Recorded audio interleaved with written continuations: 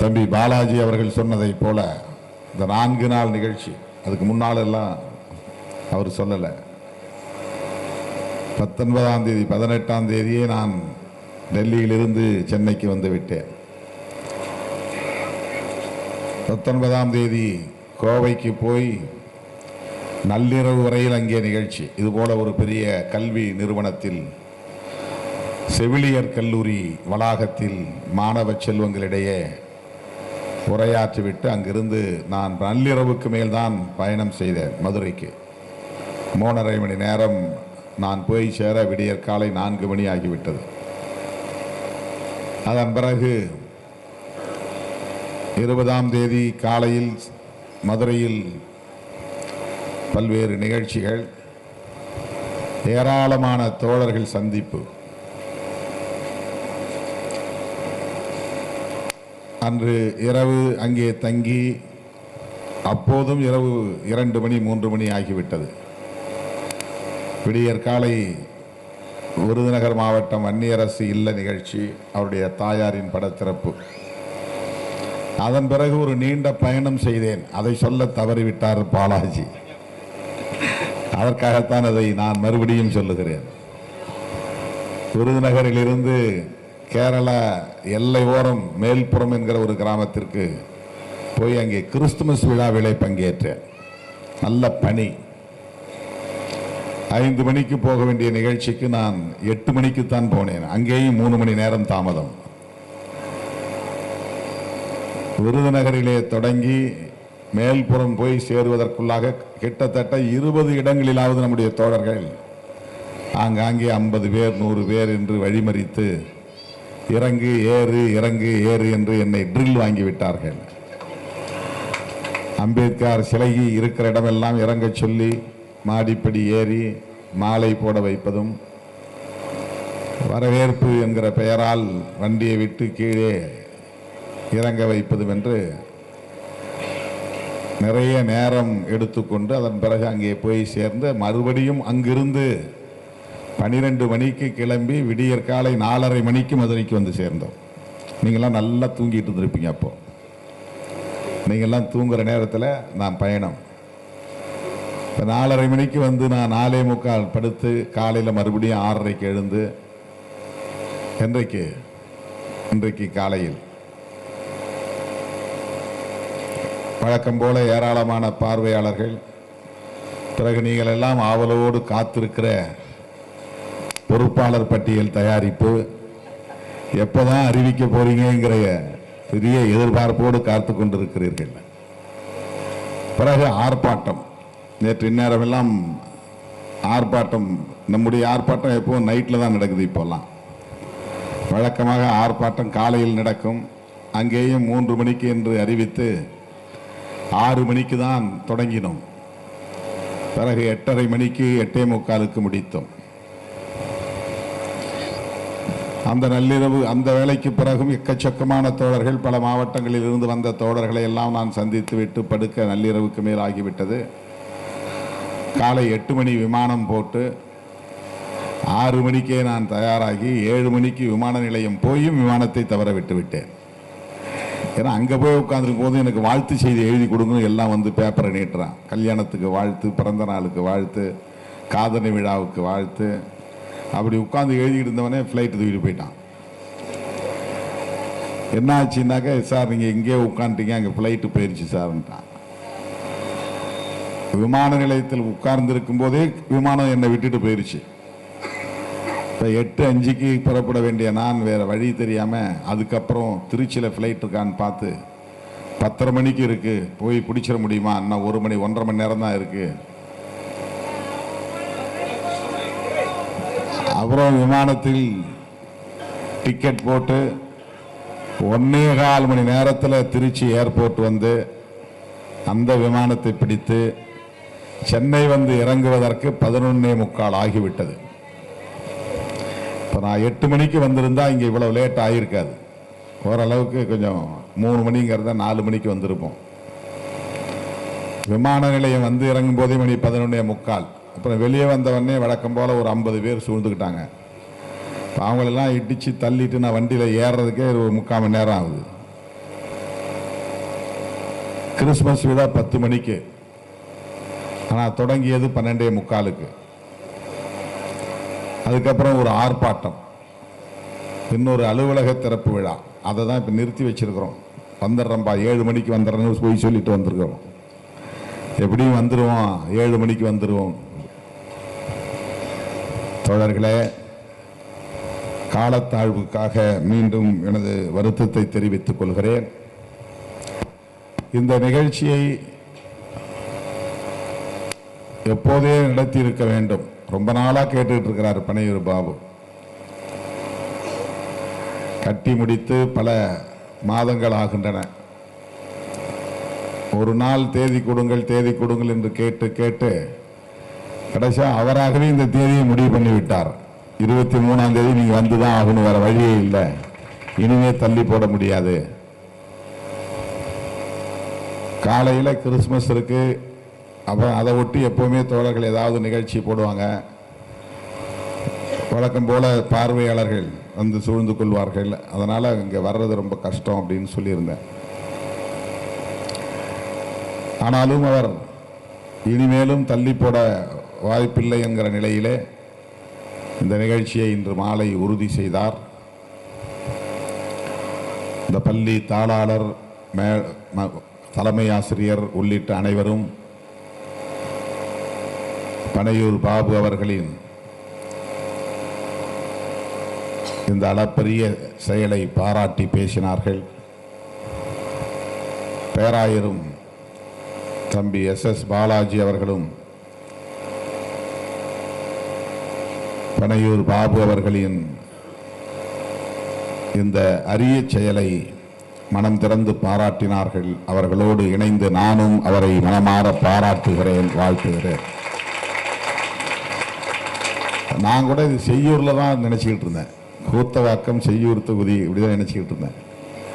வரும்போதே சொல்லிட்டு வந்தேன், செய்யூர் போகணும். அப்புறம் தான் பாலாஜி சொன்னார், ஆனால் செய்யூர்ல கிடையாது, என் தொகுதியில் தான், அதனால தான் நானே வரேன் கூட. அது கூத்தவாக்கம்ங்கிற இடத்துல நடக்குது அப்படின்னப்ப எனக்கு குழப்பம். ஏன்னா அவங்கவுங்க சொந்த தொகுதியில் MLA ஃபண்டில் தான் கட்டுவாங்க பில்டிங். எனக்கு அவர் சொந்த பணத்தில் கட்டுறாருங்கிறது ஞாபகத்தில் இல்லை. இப்போ MLA ஃபண்டில் கட்டுற பில்டிங் போடுறதுக்கு நம்ம அதை தான் திறக்க போகிறோம் அப்படிங்கிறதே எனக்கு மைண்டுக்குள்ளே இருந்துச்சு. அப்புறம் பாலாஜி சொன்ன பிறகு தான் எனக்கு ஞாபகம் வந்துச்சு, ஆமாம் அவர் சொந்த பணத்தில் கட்டினதா சொன்னார். தான் படித்த பள்ளியில், தான் ஓடி ஆடி விளையாண்ட பள்ளியில், சின்னஞ்சிறு வயதில் ஆனா அவன்னா கற்ற பள்ளியில் அவர் இன்றைக்கு ஒரு சட்டமன்ற உறுப்பினராக வந்து தனது சொந்த செலவிலே கிட்டத்தட்ட 90 லட்சம் ரூபாய் மதிப்பீட்டில் ஒரு ஆய்வகத்தை கட்டி கொடையளித்திருக்கிறார். இதற்கு மேலும் 2 மாடி கட்டக்கூடிய அளவுக்கு அடித்தளம் அமைத்து கட்டியிருக்கிறார் என்பதையும் இடத்திலே சொன்னார். நல்ல ஸ்ட்ராங்கா பேஸ் போட்டிருக்கிறோம், இதுக்கு மேல என்ன 2 ஃப்ளோர் 3 ஃப்ளோர் கட்டலாம் என்று சொன்னார். இன்றைக்கு அவர் ஒரு நிலைக்கு உயர்ந்திருக்கிறார் என்கிற போது தன்னுடைய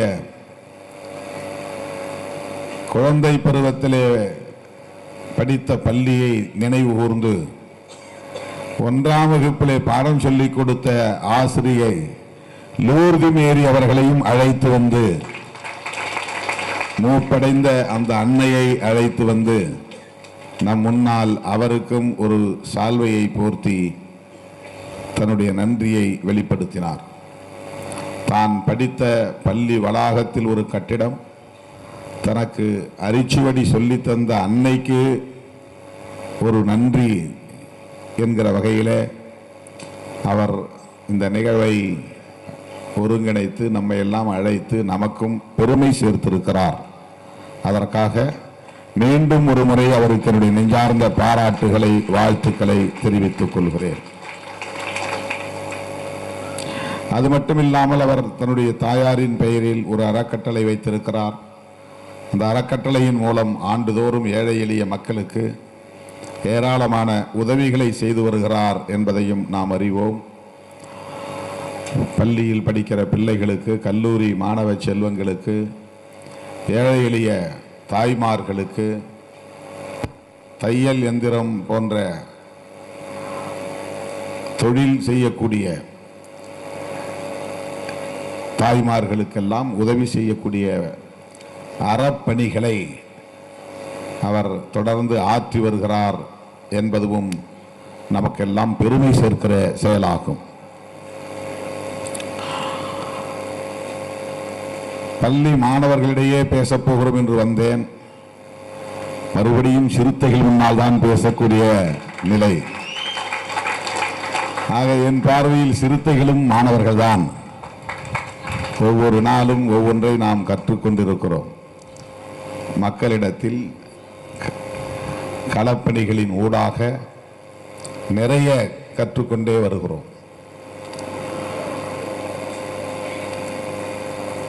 மக்களுக்கு தொண்டாற்றுவது என்பது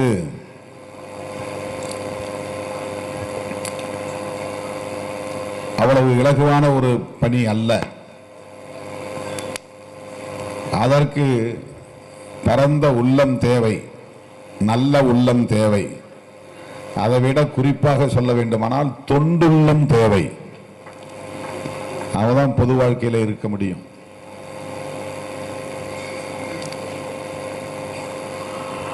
இந்த பள்ளியை நிர்வகிக்கக்கூடிய சகோதரிகள், அவங்களெல்லாம் நம்ம அருட்சகோதரிகள்னு அழைக்கிறோம், சிஸ்டர்ஸ்.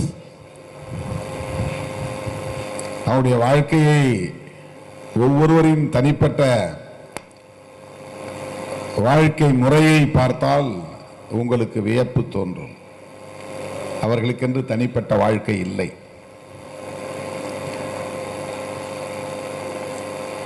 இறை பணிக்காக, மக்கள் பணிக்காக தங்களை ஒப்படைத்துக் கொண்டவர்கள். குடும்பம், வாரிசு, அவர்களுக்காக உழைத்து பொருள் சேர்ப்பது, அந்த குழந்தைகளின் வளர்ச்சியை பார்த்து மகிழ்ச்சி அடைவது, அந்த குழந்தைகள் பேசுகிற மழலையை கேட்டு மகிழ்ச்சி அடைவது,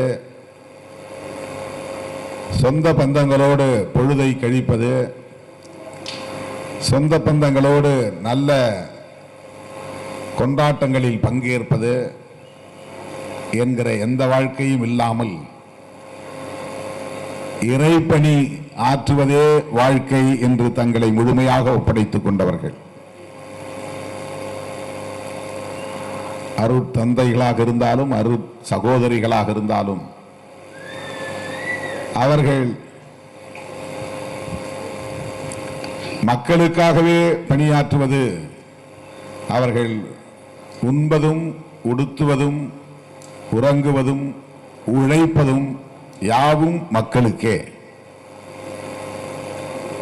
வேறு எந்த எதிர்பார்ப்பும் கிடையாது. கூட ஒரு மணி நேரம் உழைச்சா கூடுதலாக சம்பளம் வரும், அது நமக்கு வீட்டுக்கு பயன்படும் என்று நினைக்கக்கூடிய உழைப்பல்ல. இவ்வளவு நேரம் 5 மணிக்கு பள்ளிக்கூடத்தை மூடணும், இப்போ மணி 8 போகுது, இது extra time, over time. Over டைமில் வேலை செஞ்சால் அரசு ஊழியர் என்ன கேட்பான், எனக்கு சம்பளம் போட்டு கொடுப்பான். ஓவர் டைமில் வேலை செஞ்சால் தொழிலாளர் என்ன சொல்லுவான், எனக்கு ஓவர் டைம் டியூட்டி, அதுக்கு தனியாக சம்பளம் போட்டு கொடு. ஆனால் இவர்கள் 24 மணி நேரம் மக்களுக்காகவே தங்களை ஒப்படைத்துக் கொண்டவர்கள். எந்த கணக்கு வழக்கும் கிடையாது. அந்த உள்ளத்திற்கு பெயர்தான் தொண்டுள்ளம் என்று பெயர். எந்த எதிர்பார்ப்பும் இல்லாமல் சராசரி மனிதர்கள் நுகர்ந்து பார்க்கிற அந்த பொருள் இன்பம், உணவு இன்பம், பொழுதுபோக்கு இன்பம், அப்படி எதையுமே நுகர்வதற்கான எந்த முனைப்பும் இல்லாமல், வாய்ப்பும் இல்லாமல் பிள்ளைகளை பாதுகாப்பது, பிள்ளைகளை பராமரிப்பது, பிள்ளைகளை ஊக்கப்படுத்துவது, பிள்ளைகளை தட்டி கொடுப்பது, பிள்ளைகளை ஆளாக்குவது, நாம பெத்த பிள்ளைய தட்டி கொடுத்து ஆளாக்குனா அவன் ஒரு டாக்டர் ஆயிட்டான், என் பிள்ளை டாக்டர் ஆயிட்டான், மகிழ்ச்சி. நான் பெற்ற பிள்ளை ஒருத்தன் என்ஜினியர் ஆயிட்டான்னா என் மகன் என்ஜினியர் ஆயிட்டான், ஒரு மகிழ்ச்சி. ஆனால் இந்த அரு சகோதரிகள் ஆளாக்கக்கூடியவர்கள் என்ஜினியர்களானாலும் மருத்துவர்களானாலும் பேராசிரியர்களானாலும் தங்களுடைய பிள்ளை என்கிற அதே உணர்வோடு தான் மகிழ்ச்சி அடைகிறார்கள். அவர்கள் பெறாத பிள்ளைகள், ஆனால் அவர்களை தட்டி கொடுத்து வளர்த்து ஆளாக்குவதிலே அவர்களுக்கு ஒரு மகிழ்ச்சி. இப்படிப்பட்ட தொண்டுள்ளத்தை அவர்களுக்கு எது உருவாக்கி தந்தது என்றால் அவர்கள் உள்வாங்கி இருக்கிற கிறிஸ்தவம் தான் அதை உருவாக்கி தந்திருக்கிறது.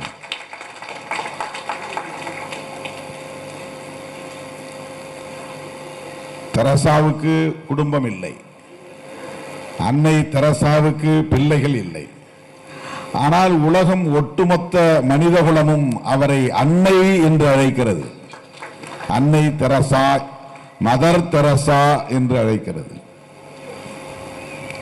ஏன் என்றால் அவர் என் குடும்பம், கணவன், பிள்ளைகள், பேர பிள்ளைகள் என்று ஒரு வளையத்திற்குள்ளே தன்னை சுருக்கி கொள்ளாமல் இந்த மண்ணுலகில் பிறக்கும் ஒவ்வொரு உயிரினத்தையும் நேசிக்க வேண்டும், மனித குலத்துக்கு தொண்டாற்ற வேண்டும், பலவீனமானவர்களுக்காக பாடாற்ற வேண்டும், எளிய மக்களின் பக்கம் நிற்க வேண்டும், அநீதிக்கு எதிராக போராட வேண்டும் என்கிற அந்த தூய உள்ளத்தை அவர்கள் பெற்றிருக்கிறார்கள். அதுதான் தொண்டுள்ளம். அத்தகைய தொண்டுள்ளத்தை உருவாக்கக்கூடிய வலிமை கிறிஸ்தவத்திற்கு இருக்கிறது.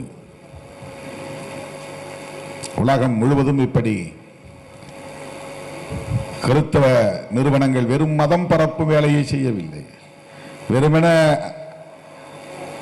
ஜீசஸ் புகழ் பாடிவிட்டு இறைவன் அருள் உங்களுக்கு கிடைக்கும், இறைவனை நாடுங்கள், இயேசுவை நாடுங்கள் என்று பரப்புரை செய்துவிட்டு அவர்கள் போய் முடங்கவில்லை.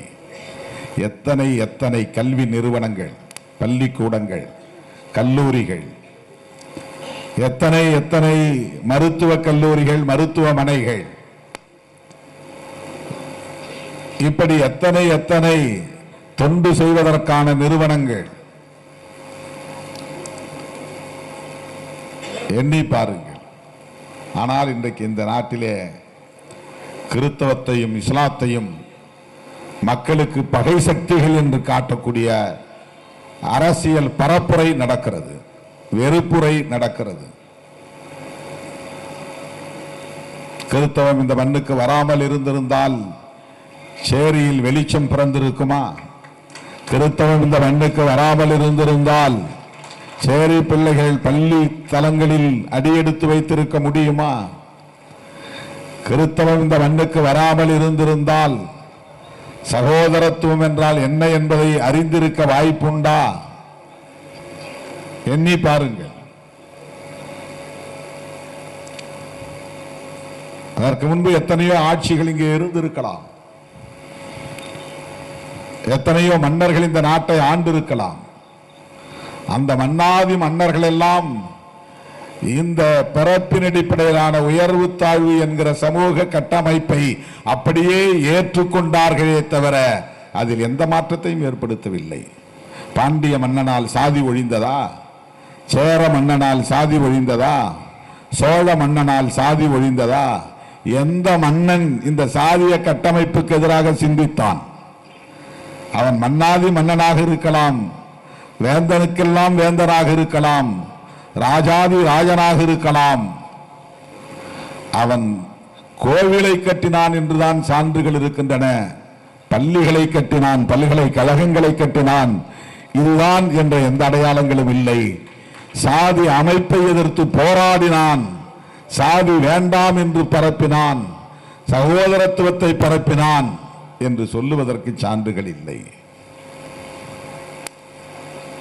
கடல் தாண்டி கண்டம் விட்டு கண்டம் தாண்டி வந்து இந்த மண்ணிலே இயேசு பெருமானின் போதனைகளை பரப்பிய சென்ட் தாமஸ், அவருக்கு என்ன தேவை இருந்தது? ஏன் இவ்வளவு தூரம் சிரமப்பட்டு கடல் பயணம்? அங்கேயே அவர் ஒரு குடும்பத்தை உருவாக்கி கொண்டு அந்த மண்ணிலேயே அவரால் வாழ்வை கழித்திருக்க முடியும். ஆனால் அவர் போக்குவரத்து வசதி இல்லாத காலத்தில், விமான போக்குவரத்து இல்லாத காலத்தில் கடல் வழியே வந்து இந்தியாவில் அடியெடுத்து வைத்து இங்கிருக்கக்கூடிய மக்களின் மொழியை கற்று அந்த மொழி மூலமாக பைபிளை அவர்களுக்கு சொல்லி தந்து அவர்களிடையே இருக்கிற பாகுபாடுகளை களைவதற்கு போராடி கடைசியில் மதவெறியர்களால் படுகொலை செய்யப்பட்டார் பரங்கி மலையிலே. அவர்தான் இயேசுவின் சீடர்களுள் ஒருவரான தோமையர். யோசித்து பாருங்கள், நீங்க மாவட்ட செயலாளர் பொறுப்பு வாங்கி வச்சுக்கிட்டு வீட்டுக்குள்ளே உட்கார்ந்துருக்கிறீங்க. வேற ஊருக்கே போறது கிடையாது, கிராமத்துக்கு போறது கிடையாது, மக்களை பார்க்கறது கிடையாது, பாதிக்கப்படுற மக்களுக்காக போய் நிக்கிறது கிடையாது. வரணும்னா வண்டிக்கு டீசல் போடுன்றீங்க, கூட வர்ற 4 பேருக்கு சாப்பாடு வேணும்ன்றீங்க, 50,000 செலவாகும்னு சொல்றீங்க. இதுவா தொண்டு? இந்த உள்ளமா தொண்டு உள்ளம்? நல்லா தூங்கிட்டு தூங்காம இருந்தா நான் வரேன் கூட. தூக்கத்தை ஒரு நாளும் குறைச்சது இல்லை. இன்னைக்கு ஒரு நாள் என் கூட இருப்பீங்க, அவ்வளவுதான். அடுத்த நாள் முழுக்க உங்களுக்கு தூக்கமும் உங்களுக்கு நல்ல ஓய்வும் இருக்கும். தோமையர் அங்கிருந்து புறப்பட்டு பல ஆயிரக்கணக்கான மைல்களை தாண்டி இங்கே வந்து ஏழை எளிய மக்களை சந்தித்து உறக்கத்தை கலைத்து இழந்து ஓய்வை தொலைத்து அந்த மக்களுக்காக அவன் மொழியை கற்று அவனுக்கு பைபிளை சொல்லிக் கொடுத்து அவன் விழிப்புணர்வு பெற வேண்டும் என்பதற்காக தன் வாழ்வை ஒப்படைத்துக் கொண்ட ஒரு மாமனிதன். இயேசு பெருமானுக்கு நிகரானவர்கள் அந்த சீடர்கள். ஒரு தலைவனை ஏற்றுக்கொண்டு அந்த தலைவன் சொன்ன போதனைகளை உலகம் முழுவதும் கொண்டு போய் சேர்த்த சீடர்கள் 12 பேர். இன்றைக்கு உலகத்தில் 200 நாடுகளில் கிறிஸ்தவம் பரவி இருக்கிறது என்று சொன்னால், உலகம் முழுவதும் இன்றைக்கு இயேசு பெருமானின் பெயர் உச்சரிக்கப்படுகிறது என்று சொன்னால், லட்சக்கணக்கான தேவாலயங்களில் மணி ஓசை கேட்கிறது என்று சொன்னால், வசனங்கள் உச்சரிக்கப்படுகின்றன என்று சொன்னால், இவ்வளவு பெரிய இயக்கத்தை கட்டி எழுப்பியவர்கள் அந்த 12 பேர். என்னால் ஒரு 2 பேரை கூட அப்படி உருவாக்க முடியல. 35 வருஷம் வாழ்க்கையை இதுக்காக ஒப்படைச்சேன். இயேசு பெருமான் 33 வருஷம் தான் வாழ்ந்தார். அதில் 3 வருஷம் தான் ஒரு பப்ளிக் சர்வீஸ் பண்ணார். 30 வருஷம் அவர் எங்கே இருந்தார்னு யாருக்கும் தெரியாது. வெறும் 3 ஆண்டுகள் தான் பொது தொண்டு. அவர் பேசினது மக்கள்கிட்ட. அந்த 3 வருஷத்தில் அவர் பேசினதே அன்றைய ஆளுங்கட்சிக்காரங்களால் பொறுத்துக்க முடியல. யார் குட்டையை குழப்புறான், மக்கள்கிட்ட போய் நமக்கு எதிராக பேசுகிறான், இவன் தொடர்ந்து இருந்தான்னா கதை கந்தல் ஆயிரம், அவனை தூக்கு, கைது பண்ணி சிலுவையில் அரைஞ்சி மரண தண்டனை கொடுத்துட்டாங்க. அது கவர்மெண்ட் செய்த ஒரு லீகல் மர்டர், இது சட்டப்பூர்வமான கொலை. இயேசு பெருமானை கொலை செய்தார்கள், அதுதான் உண்மை. ஏன்? மக்களுக்கு தொண்டு செய்தார், தூய தொண்டு செய்தார், விழிப்புணர்வு பெற செய்தார். 3 வருஷம் தான் அவருடைய சர்வீஸ். இப்போ நான் பொது வாழ்க்கைக்கு 35 வருஷம் ஆகுது. ஒரு இன்ஸ்டிடியூஷனை உருவாக்க முடியல, இந்த மாதிரி ஒரு பள்ளிக்கூடத்தை உருவாக்க முடியல. ஒரு மாவட்டத்தில் கூட கட்சிக்கு சொந்தமாக ஒரு அலுவலகம் கிடையாது. மாவட்ட செயலாளருக்கெல்லாம் சொல்லி சொல்லி பார்த்துட்டேன், கட்சிக்கு ஒரு அலுவலகம் கிடையாது. கரூரில் செத்து போன 41 குடும்பத்துக்கு ஆளுக்கு கொஞ்சம் நிதி கொடுக்கணும், மாவட்ட செயலாளருக்கெல்லாம் ஒரு 10,000 ரூபா அனுப்புங்கப்பான்னு சொன்னேன். வெறும் 33 பேர் தான் 10,000 அனுப்புனான். 144 மாவட்ட செயலாளர்கள், 144 மாவட்ட செயலாளர்கள் ஆளுக்கு 10,000 அனுப்பிச்சிருந்தா 14,40,000 ரூபாயா, 14.5 லட்சம் வந்திருக்கும். அதை நான் எதிர்பார்க்கல. வேற மாதிரி நான் அரேஞ்ச் பண்ணி அவங்களுக்கு எல்லாத்துக்கும் காசு கொடுத்துட்டேன். ஆளுக்கு 50,000மோ 1 லட்சமோ கொடுத்தோம்.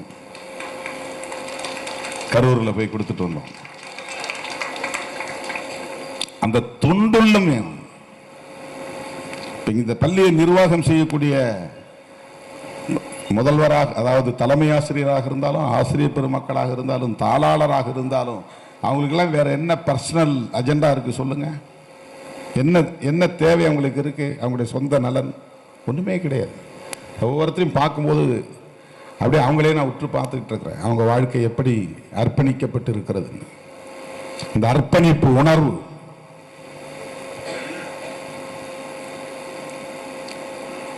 இந்தியா முழுவதும் இப்படி பள்ளி, கல்லூரிகள், மருத்துவ மனைகள் என ஏராளமான தொண்டு நிறுவனங்கள் ஏழை எளிய மக்களுக்கு வீடு கட்டி தருவது கிறிஸ்தவ நிறுவனங்கள் தான். கழிப்பிட வசதிகளை கட்டி தருவது, முதியோர் இல்லங்களை நடத்துவது, தொழுநோயாளிகளுக்கு என்று மையங்களை நடத்துவது, மனநலம் பாதிக்கப்பட்டவர்களுக்கு என்று மருத்துவ மையங்களை நடத்துவது. மென்டலி ரிட்டார்டட் சில்ட்ரன் நம்மளால வச்சு மெயின்டைன் பண்ண முடியாது. அந்த பிள்ளைகள், பிசிக்கலி சேலஞ்ச் மாற்றுத்திறனாளி பிள்ளைகள், ஆர்ஃபனேஜ் அனாதை பிள்ளைகள். பாபு பேசும்போது நமக்கு அப்படியே உருக்கமா இருந்துச்சு. எங்க அப்பா, நான் பிறந்த 2 மாசத்துல எங்க அப்பா இல்லை, எனக்கு எங்க அப்பா முகத்தை நான் பார்க்கல. ஆனாலும் அவருக்கு ஒரு குடும்பம் இருந்தது. ஆனால் அப்படியும் இல்லாத எத்தனையோ லட்சக்கணக்கான குழந்தைகள், யார் அப்பான்னு தெரியாது, அம்மான்னு தெரியாது, எந்த குடும்ப உறவும் கிடையாது, அவர்களுக்கு உடை வாங்கித்தர ஆள் கிடையாது, உணவு வாங்கித்தர ஆள் கிடையாது, அன்பே என்று கொஞ்சம் ஆள் கிடையாது, அள்ளி அணைக்க ஆள் கிடையாது, முத்தம் கொடுக்க ஆள் கிடையாது, அழும் நேரத்தில் கண்ணீரை துடைத்து விட ஆள் கிடையாது. அப்படிப்பட்ட பிள்ளைகளை பாதுகாக்க வேண்டும், பராமரிக்க வேண்டும் என்கிற தொண்டுள்ளம் கிறிஸ்தவத்தில் இருந்துதான், கிறிஸ்தவ தொண்டு நிறுவனங்களிடம்தான் இந்த மண்ணிலே உருவானது. இன்னைக்கு எத்தனை இடங்கள சில பேர் இப்ப சம்பாதிக்கிறதுக்குன்னு நிறைய ஏஜ், அதாவது முதியோர் இல்லங்களை உருவாக்குறாங்க. அது கமர்ஷியல், அது வேற. எந்த எதிர்பார்ப்பும் இல்லாமல், அதுவும் மனநலம் பாதிக்கப்பட்டு பிறக்கும் போதே மன வளர்ச்சி இல்லாமல் குறைவான வளர்ச்சியோடு பிறக்கிற பிள்ளைகள் எப்படி மெயின்டைன் பண்ணீங்க நீங்க? அவங்கள எப்படி வச்சு வளர்க்க முடியும்? எந்த நேரத்தில் எப்படி கத்துவாங்கன்னு தெரியாது, உடையை உடுத்த மாட்டாங்க, நிர்வாணமா இருக்கிறோங்கிறது அவங்களுக்கு தெரியாது, எந்த இடத்துல மலம் கழிப்பான்னு தெரியாது, எந்த இடத்துல சிறுநீர் கழிப்பான்னு தெரியாது. அந்த பிள்ளைகளை பெற்றோராலேயே வளர்க்க முடியாது. அப்படிப்பட்ட பிள்ளைகளை தேடி பிடித்து எடுத்து ஒரு மையத்தை உருவாக்கி அங்கே வைத்து அவர்களை பாதுகாத்து அவர்களை பராமரித்து அவர்களுக்கு மருந்து கொடுத்து அவர்களை ஆளாக்கக்கூடிய அளவுக்கு சிந்தித்து பாருங்கள். இப்படிப்பட்ட ஒரு மதத்தை இன்றைக்கு மக்களுக்கு எதிரான மதம் என்று வெறுப்பு அரசியலை பரப்புகிறது ஒரு கும்பல், சனாதன கும்பல். அந்த கும்பலை எதிர்த்து போராடுகிற இயக்கம்தான் விடுதலை சிறுத்தைகள் கட்சி என்பதை இன்றைக்கு நாம் உறுதியாக பதிவு செய்திருக்கிறோம். நமக்கும் அத்தகைய தொண்டுள்ளம் தேவை. இதுக்கு படிக்கணும்னு அவசியம் கிடையாது, தொண்டு செய்யறதுக்கு கல்வி அவசியம் இல்லை. கல்வி நமக்கு விழிப்புணர்வுக்கு தேவைதான். பொருளாதாரத்தை மேம்படுத்துவதற்கும் தொழிலை மேம்படுத்துவதற்கும் சமூகத்தை மேம்படுத்துவதற்கும் கல்வி தேவை. அதை விட நம்முடைய இயல்பிலேயே, நம்முடைய குருதியிலேயே